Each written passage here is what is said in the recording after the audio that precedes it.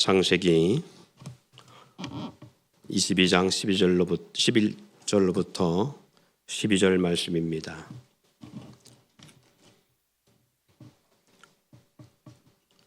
여호와의 사자가 하늘에서부터 그를 불러 이르시되 아브라함아 아브라함아 하시는지라. 아브라함이 이르시되 내가 여기 있나이다 하니 하매 사자가 이르시되 그 아이에게 손을 대지 말라.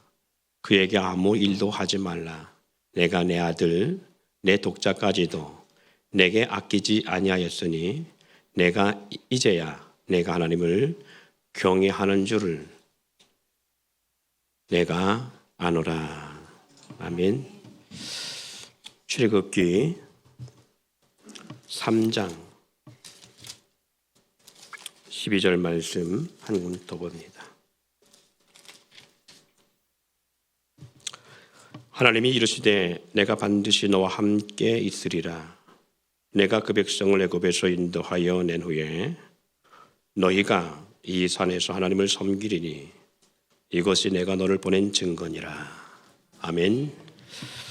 어떻게 보면 또 시험에 들 수도 있고 뭐 그렇습니다만은 시험에 들고 상처받으면 손해예요. 그렇지만 오늘 나누는 먼저 이야기가 여러분에게 시험이 아니고 상처가 아니라 깨달음이 되어지면 큰 은혜가 될 줄 믿고 이 시간 먼저 말씀을 전하기 앞서 나눕니다. 채은아, 왕따 돼본 적 있니? 학교에서 왕따 돼본 적 없어? 친구들 가운데서 이렇게 그런 경우 없어? 아직. 예를 들어서 친구들이 많은데 많은 친구들과 대화하고 있는데 너 얘기가 한참 너가 진지하게 이야기하고 있는데 뺑 둘러앉은 친구들이 네가 정말 신중하게 얘기하고 있는데 네 얘기를 듣지 않고 자기들끼리 떠들고 있고 막 그러고 있으면 기분이 어떨까? 너와 이게 집중하지 않고 있으면 기분만 안 좋을까?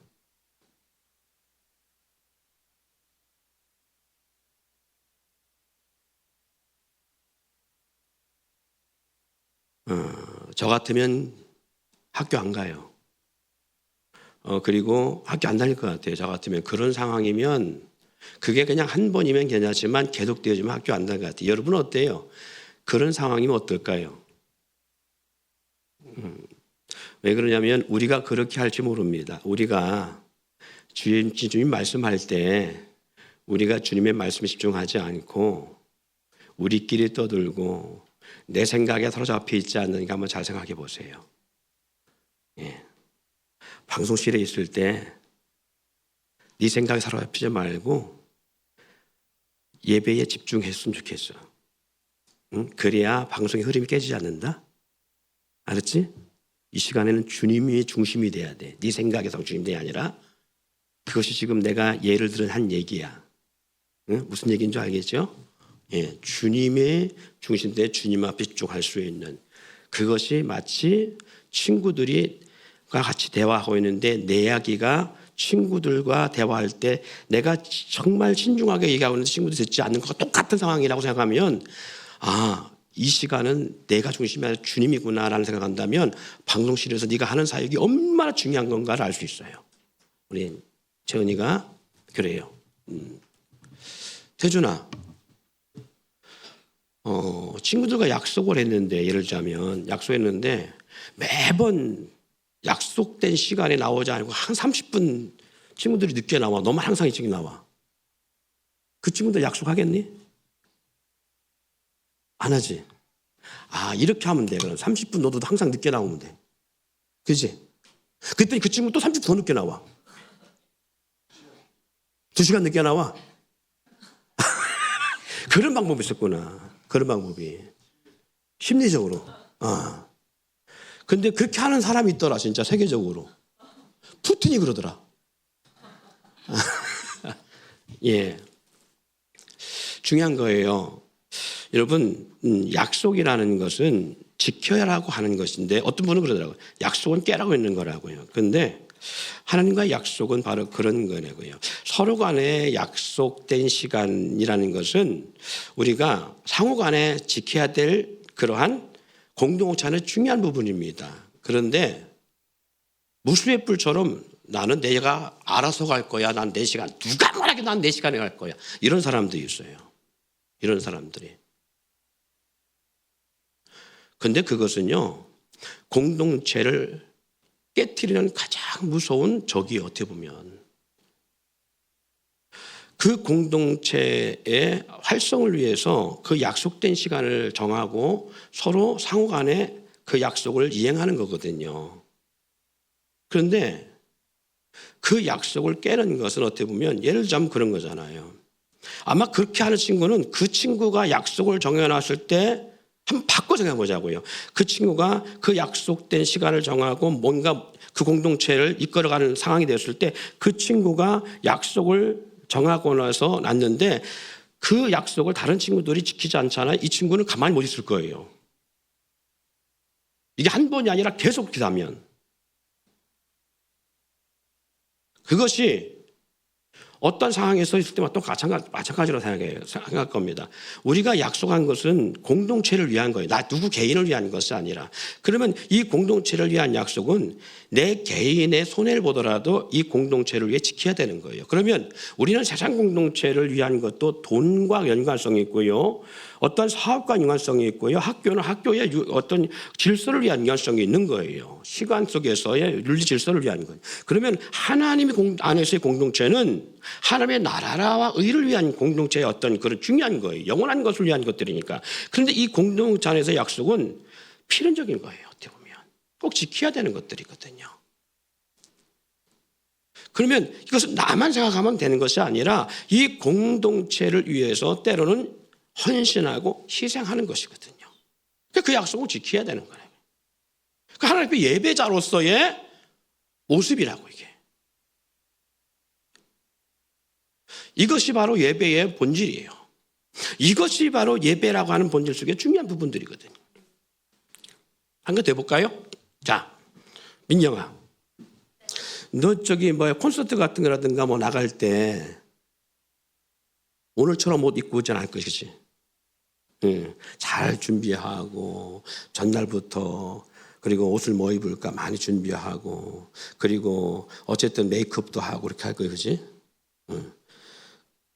근데 그건 누구를 위해서 하는 거 준비하는 거야?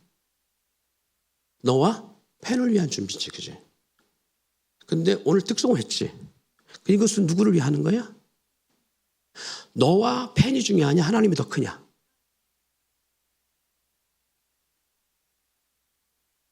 뭔가 이상하지? 뭔가 이상해. 말인즉 우리가 그 한 목사님 그것은요 1년에 한두 번 있는 거고요. 특수는요 격주마다 있어요. 그렇게 말할 수 있어. 그렇지만 이건 꼰대 같은 이야기일지 모르겠지만 그럼에도 불구하고 하나님과 나라고 할 때에 나는 하나님에 비교할 수 없는 대상이고 팬과 하나님도 비교할 수 없는 대상이고 내가 하나님을 얼마나 존귀하게 대우하냐에 따라서 하나님도 나를 존귀하게 대우하죠. 너가 팬을 얼마나 존귀하게 대우하냐에 따라서 팬도 너를 대우하는 것이 달라지고 또 팬이 너를 얼마나 존귀하게 대우하냐에 따라서 너도 팬을 대하는 자세가 달라지고 똑같다고 생각해요. 예배라는 것은 바로 그런 것이라고 생각해요. 예배는 1시간 그냥 몸만 와서 있는 게 아니라 하나님 앞에 내가 얼마나 마음을 다하느냐가 참 중요한 것이라고 생각합니다. 제가 지금 우리 청년들한테 다음 세대한테 하는 질문이고 대화지만 이건 우리 모두에 대한 이야기입니다. 벽을 치면 주둥이 온다는 얘기예요. 우리 모두가 마찬가지입니다. 여러분 우리가 예배를 나올 때 최고의 좋은 옷과 최고의 어떤 퍼포먼스 같은 모습으로 나오자는 게 아니에요. 적어도 마음가짐이에요. 우리의 마음가짐에 따라서 모습은 달라집니다.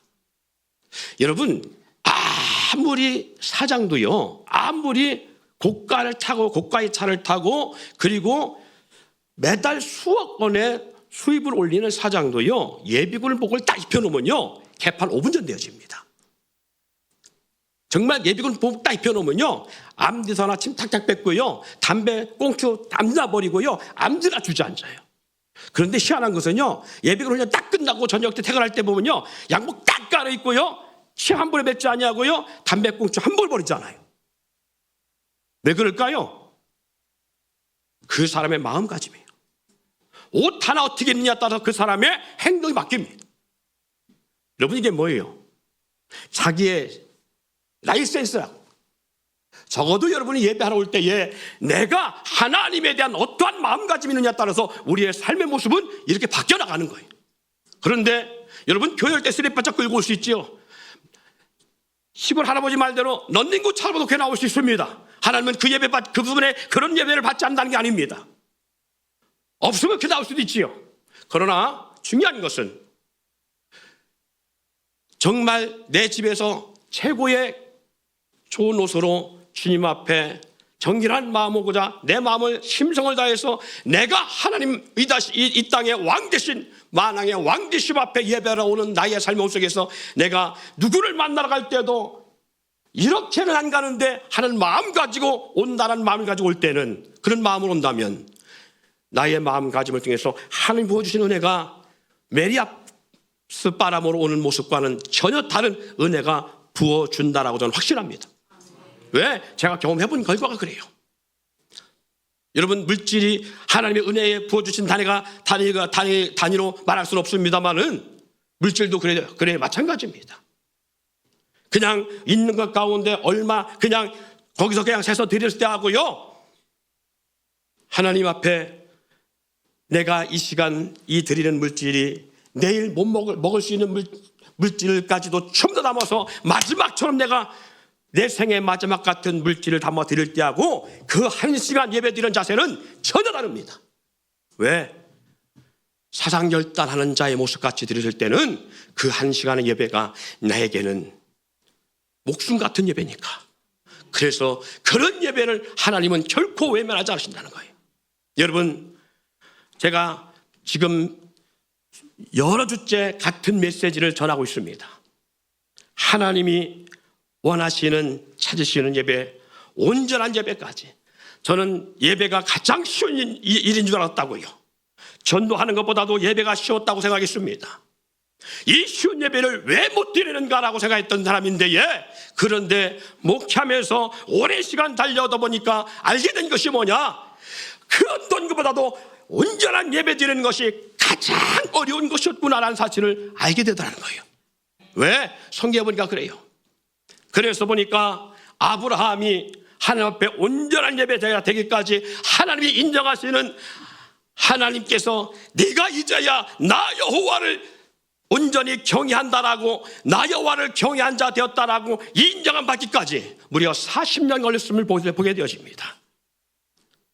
문화가 찬란했던 도시, 오늘날 말하면 뉴욕 맨하탄 같은 그 엄청난 화려한 도시 가운데서 불림을 받은 아브라함이 25년 동안 훈련받고 일받아서 그 무지한 아브라함을 위해서 내가 너에게 자식 줄게, 내가 너로 열국의 아비가 되게 할게 해놓고서도 그는 여전히 하나님은 아브라함에게 아들 하나 주시, 자식 하나 주시지 아니하고 그렇게 연단하고 아브라함을 실족하게 하셨던 하나님. 아니, 주실 것 같으면 빨리 주시지 왜 그렇게 안 주시고 지긋지긋하게 안 주시나. 그래서 아브라함은 자기의 모든 삶의 수단을 다 동원해보고 자기 방법을 다 동원했는데 불구하고 하나님은 너 아니 내 몸에서 날짜, 그리고 너와 사라 사이에서 얻을 아들, 그 아들만이 너의 후사가 될 거야, 그 자녀만이 너에게 후사가 될 거야 라고 하시면서까지도 주시지 아니하시는 그 하나님의 지루하심을 왜 아브라함이 그토록 그렇게 열망하는 아브라함이 주지 않았는가를 몰랐어요. 그리고 아브라함의 생애 가운데 이제는 끝이다, 사라의 몸도 이제는 더 이상 정수가 끊어지고 생산할 수 있는 역사가 끊어졌고 아브라함도 늙어서 더 이상 어찌할 수 없고 사례 방법으로는 더 이상 어찌할 수 없는 상황까지 극에 달한 상태에서야 비로소 하나님께서는 신랑 같은 이삭 하나 딱 주셨니. 사람의 방법으로 할 수 없는 죽은 같은 두 늙은 부부 가운데서 하나, 그 이삭 하나 주셨어요. 그리고 그 이삭 죽은 몸 같은 그 죽은 몸에서, 썩은 몸 같은 데서 이삭 하나 주셔서 그 아들 바라볼 때마다 기쁨에 충만했던 사람, 행복했던 사람, 그리고 그 아이가 자라서 이제는 청년이 되어서 장가가 이제 사람 구실을 할 때쯤 되어서야 하나님이 아브라함에 말씀하셨다고 했잖아요. 아브라함아, 네 아들, 네 사랑한 독자 이삭을 내가 지시한 산에 가서 번제로 드려야 되겠다. 이때에 아브라함은 하나님, 지금 뭐 하시는 겁니까? 지금 나하고 지금 장난치자는 거예요. 아니, 주실 때는 언제고 지금 뭐 하시는 거예요, 지금? 이러지 않았다는 거죠. 하나님과 씨름하지 않았다는 거죠. 아브라함은 그 하나님의 명령에 단 한마디도 거부하지 아니하시고 그 어떤 시험 들지 아니하고 그 아들 이삭을 3일 길을 걸어가 하나님의 지정된 곳에 가서 그 아들 이삭을 번제로 드리기로 작정한 것처럼 드리는 역사를 만들어냅니다. 하나님은 그 아브라함의 그 행동을 보시고 말씀하십니다. 아브라함아, 아브라함아, 그 아들에게서 손을 떼라. 내가 이제야 나 여호와를 경외한 것을 내가 보았노라. 사랑하는 여러분, 이게 무슨 뜻이에요? 아브라함의 이런 행동은 어디서 나온 거냐고요. 25년의 연단, 죽은 몸, 그의 모든 방법을 동원해도 할 수 없던 그 죽은 몸에서 하나님의 방법으로 주셨던 그 아들 이삭, 사람의 방법으로 되었더라면 하나 앞에 따지고 실험했겠지요. 내가 하나님 안 믿으면 안 믿었지, 내가 당신과 내가 정말 걸어온 내 삶의 역사를 돌아봤을 때 내가 미쳤지, 내가 당신이 바쳐? 내가 다른 신을 섬기면 섬겼지 하고 하나님 실험했을지도 모르겠지요. 그런데 그렇게 하지 않았다는 거예요. 왜? 25년의 연단이 아브라함으로 하여금 그렇게 할 수 없다는 걸 알았어요. 사랑하는 여러분, 진정한 예배는 여기서 나옵니다. 우리 삶에 지쳐 있습니까? 내가 볼 때는 아직 멀었어요.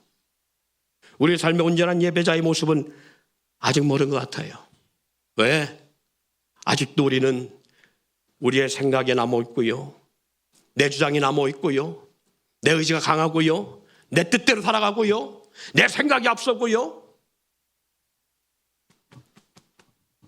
내 감정이 우선순위가 되어 있어요. 여러분에게 이삭 바치라고 하기도 전에, 여러분에게 좀 가지, 덥더라도 좀 해보지 하기 전에 난리 불수를 칠 사람들에게 많아. 뭘 요구하시겠어요? 뭘? 목사가 좀 오시죠? 시간 없는데요? 목사가 이것 좀 하지요? 바쁜데요? 할 일 있는데요? 없는데요? 이런 분은 뭘 하냐고. 이런 분은 뭘 하게. 에이, 하나님이 하시면 말씀하시면 하지. 목사가 하는데 제가 뭘, 목사님 하나님 아니잖아요. 맞아요. 목사 하나님 아니에요. 근데 하나님은 우리가 미련하기 때문에 주의 종을 통해 일하셔요.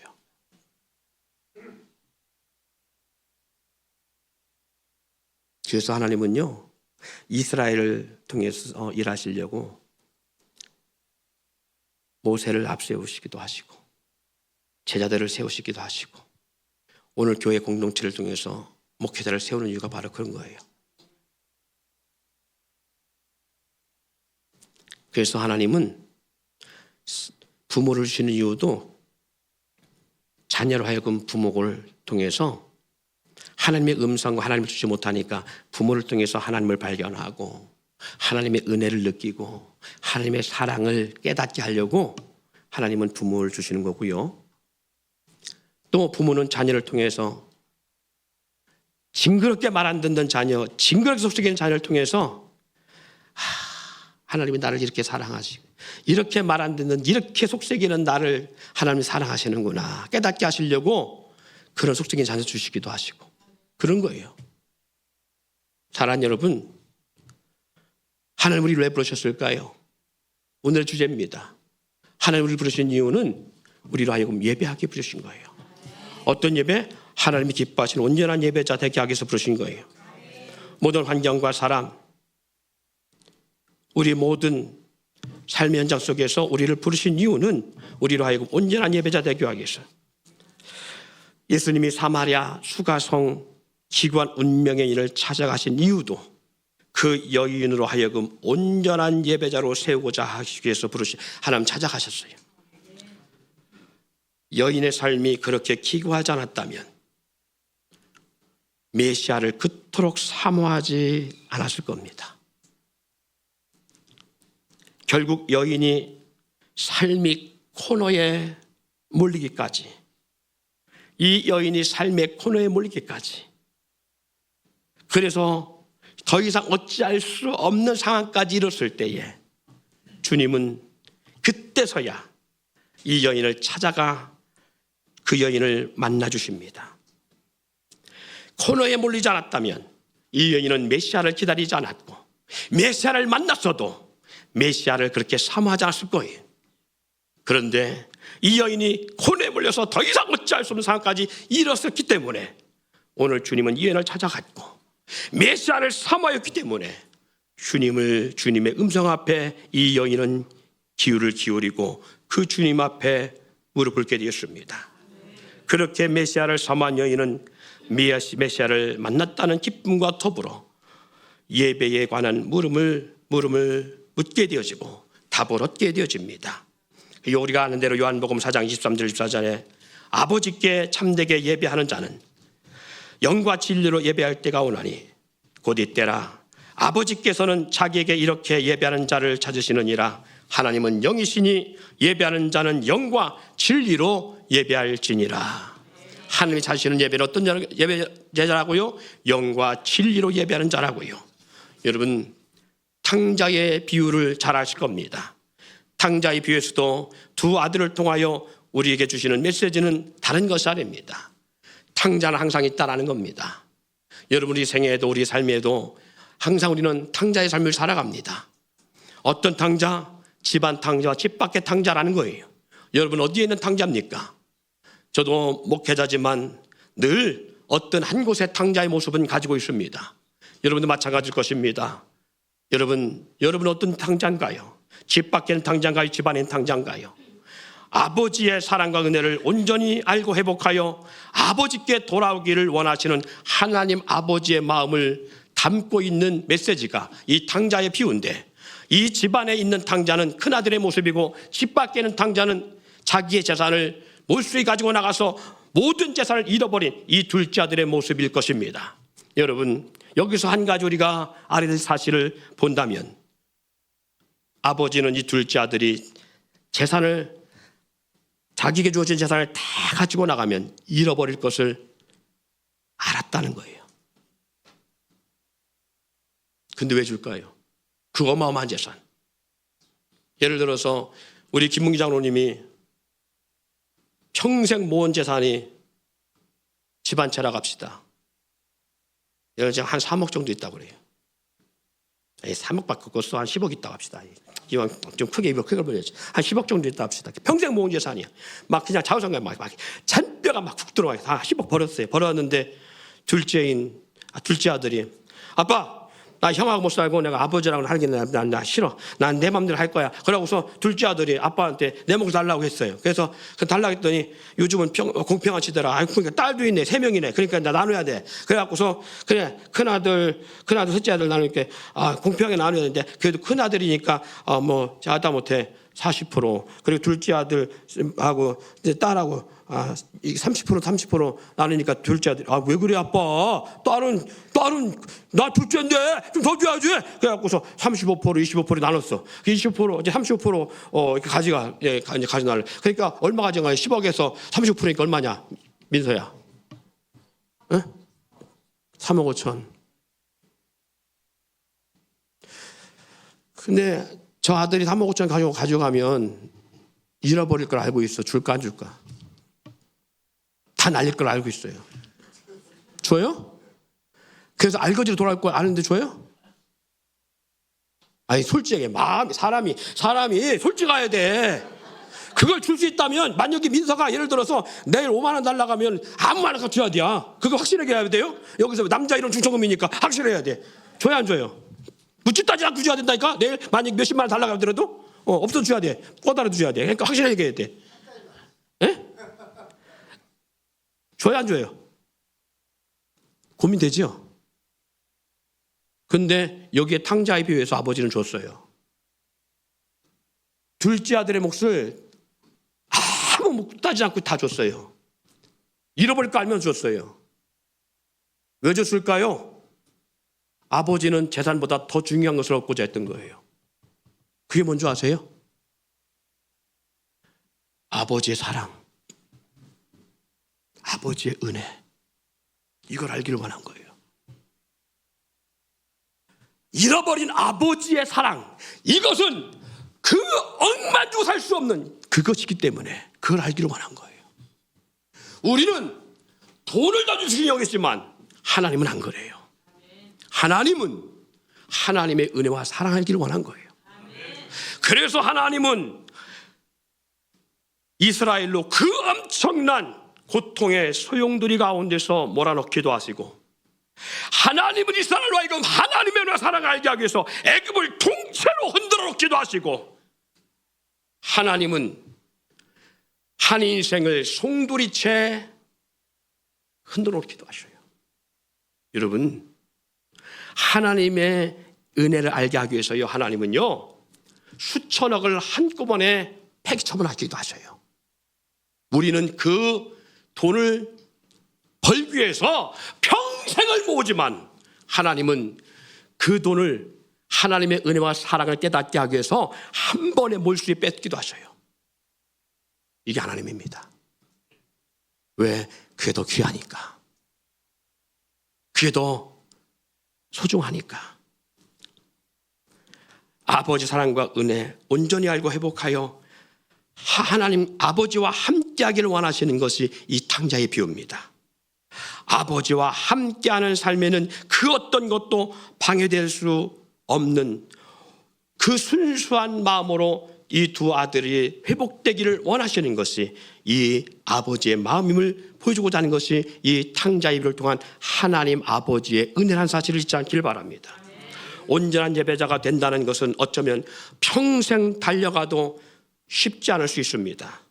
주님은 한 여인의 삶을 송두리째 기구한 운명의 삶으로 만들어가며 그 여인으로 하여금 누구도 갖지 못하고 취하지 못하는 하나님이 기뻐하시는 예배자로 세우자 하셨습니다. 탕자의 비유에서도 아버지로부터 받은 모든 재산을 다 잃어버려도 회복되기를 원하시는 것은 아버지의 사랑과 은혜를 온전히 알고 아버지의 앞으로 나오는 삶을 원하시는 것을 볼 수 있듯이, 예배자로 세우기 위해서 한 인생인 모세를 통해서 왕권의 자리에서 빈들로 몰아내기도 하시고요, 번영의 지역 번화의 문화 속에 있는 한 인생을 불러서 40년간 연단한 후에 세우시기도 한 역사를 하나님 보이기도 하시고요, 이와 같이 이스라엘로 그 엄청난 고통의 소용돌이 가운데 몰아넣기도 하시고 애굽을 통째로 흔들어가며 이스라엘 이끌어내심은 무엇 때문에? 온전한 예배자로 세우고자 하심을 잊지 않기를 바랍니다. 필요에 따라 내가 원하는 종교생활 같은 예배는 누구나 할 수 있습니다.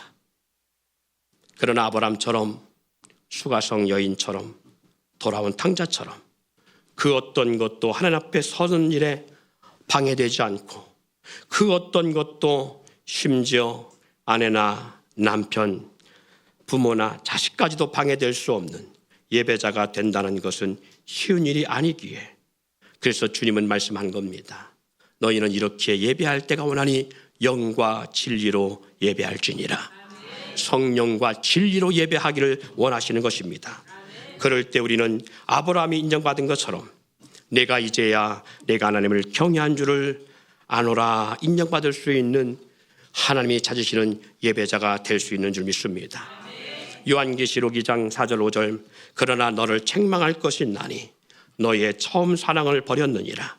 그러므로 어디서 떨어진 것을 생각하고 회개하여 처음 행위를 가지라. 만일 그러하지 아니하면 회개하지 아니하면 내가 내게서 내 촛대를 그 자리에서 옮기리라 라고 말씀하십니다. 여러분, 이 교회가 우리가 되지 않기를 소망합니다. 주님이 아니면 안 된다는 오직 주님만 바라보며 주님과 깊은 은혜와 사랑을 회복하여 주님 앞에 나갈 수 있으며 성령과 성령의 임재와 역사 가운데 말씀 앞에 붙잡힌 성도가 되어야 비로소 하나님이 찾으시는 하나님이 원하시는 예배자로 세워져 갈 수 있습니다. 그때에 하나님을 경외하는 자로 인정받는 주님이 귀히 여기고 주님의 축복받는 귀한 성도가 될 수 있는 복된 성도가 되어질 때 오늘 이 아브라함이 하나님 인정받는 네가 이제야 나 여호와를 경외한 줄을 알았다라고 했을 때 이후에 나오는 축복의 말씀처럼 창세기 22장 17절 18절 말씀에 이 복의 말씀을 하고 있습니다. 내가 내게 큰 복을 주고 내 씨가 크게 번성하여 하늘의 별과 같고 바닷가의 모래 같게 하리니 내 씨가 그 대적의 문을 차지하리라. 또 내 씨로 말미암아 천하 만민이 복을 받으리니 이는 내가 나의 말을 준행하였음이라 하셨다 하니라. 사랑하는 여러분, 말씀을 마칩니다. 예배 드리는 것이 손해보는 것 같습니까? 그렇지 않습니다. 만약에 여러분에게 부모들이나 자녀들은 여러분이 다 그냥 부모라고 생각합시다. 내게 5명의 아들이 자녀가 있는데 오늘 아침에 장로님이 저한테 그런 얘기 하더라고요. 목사님이 그렇게 말씀을 전하고 강력하게 뜨겁게 말씀을 전해도 성도들이 목사님 말씀에 귀를 기울이지 못하는 것은 아마 그런 것 같아요. 우리 교회 강사분들이 오셔서 말씀 전하면 잘 듣는데 목사님이 전하면 잘 듣는 것은 제가 경험해 보니까 우리 자녀들이 아빠 말을 잘 안 듣는 것 같은 그런 거 똑같은 것 같아요. 귀를 기울이지 않는 거와 똑같은 것 같아요. 왜? 아빠 말을 무시하는 건 아니지만 아빠니까 아빠 말을 잘 안 듣고 귀를 기울이지 않는 것. 그래서 그런 게 아닐까요? 그렇게 얘기를 하더라고요. 틀린 말은 아니에요. 맞는 말일 거예요. 그렇죠? 저도 그래서 고개를 끄덕끄덕 했어요. 저는 근데 이런 생각을 해요. 맞는 말이지만 그럼에도 불구하고 제 마음속의 결론은 그래요. 제 자녀가 5명인데 5명의 자녀가 똑같이 그런데 그중에 한 명은 아빠 곁에서 마리아처럼 아빠 무슨 말 하나 다 듣고 이런 자녀가 있는데 4명은 시큰둥하고 들은 일도 아니고 지하고들 하고 막 이렇게 한다. 그럼 난 내 재산 다 누구 주냐? 야, 내줘. 난 내줘. 난 내줄 수 있어. 왜? 이왕이면 내 말 잘 듣고 내 말이 귀를 기울이고 부모라면 깜빡하는 자녀 다 주지. 자식을 다 같은 자식인가? 아니에요. 손가락 다 똑같은 거 아니에요. 틀려요. 나는 하나님도 그럴 뿐이라고 생각해요. 이게 공평이에요. 이게 공평. 공평이라고 해서요. 공평은 10개를 똑같이 하나 주는 게 공평이 아니에요. 공평은 열심히 한 자기가 많이 주는 게 공평인 거예요. 그렇지 않나요? 아니 시수가 공평한 것은요. 예를 들어서 어디 가냐 은총아. 네. 은총이랑 나랑 시수를 탔는데 자나 나나 딱 타면 똑같아. 내려가지 않고. 이게 공평이요? 이 시수가 잘못된 거지. 근데 세상은 그렇게 말하지 않아요. 왜 그러냐면 사람은요 희한하게 자기 손해보는 것은 괜히 뭔가 자기한테 이렇게 미치는 것은 뭔가 억울한 것 같거든. 그러니까 이게 공평하지 않습니다. 세상 공평하지 않습니다. 막 이래. 지가 공부 안 해놓고 왜 세상은 왜 막 이래 막. 지가 공부하지 않아놓고. 왜 세상은 막 이래 막. 지가 열심히 해놓지 않고. 열심히 해봐요. 왜 그런가? 하나님의 앞에 공평은요, 노력하지 않은 사람이 잘 되는 게 공평한 게 아니라 그게 공평하면 저 하나님 믿을 필요가 없어. 실질적으로 하나님은요 충성된 자에게 많이 주신 게 하나님의 공평이야. 하나님의 공평은 하나님의 나라와 의를 위해 살아간 자에게 더 많은 은혜를 주시고 그 자녀들에게 복되게 하시는 게 하나님의 공평인 거예요. 하나님의 나라의 상급도 마찬가지입니다. 그래서 성경은 말합니까? 이기는 자에게 주신다고 했잖아요. 이기는 자에게. 패한 자에게 주시는 것이 아니라 이기는 자에게. 사랑하는 여러분 예배는요 손해보는 것 같지만 하나님 앞에 충성하는 삶의 모습의 하나의 모습입니다. 그러기에 여러분 이 아브라함에게 이 모든 걸 주겠다는 것은 바로 이제야 네가 하나님 앞에 온전한 예배를 했다는 거예요. 그래서 하나님이 이스라엘 백성들을 그토록 하나님 온전한 예배자 되기 위해서 그 엄청난 애국과의 싸움을 통하여서도 하나님 이스라엘 백성 예배자로 만들고자 했던 것이고 40년 광야 생활을 떼굴떼굴 둥글어서 하나님은 그를 후려신 것은 온전한 예배자로 세우자 하는 것이었던 사실을 잊지 않길 바랍니다. 오늘 저와 여러분 2024년을 마감하는 한 달 남았습니다. 온전한 예배자가 되기 위해서 12월 저와 여러분이 이 한 달간 씨름할 목표가 있습니다. 가정의 영적 질서 회복입니다. 여러분 가정의 영적 질서가 회복된 역사가 있어야 돼요. 이것이 손해보는 것이 아니라 승리하는 비결입니다. 이 영적 질서가 회복돼야 여러분 가정이 잘 되는 역사가 있습니다. 그래서 여러분의 가정이 예배로 승리하는 역사가 있기를 주의 이름으로 축원드립니다.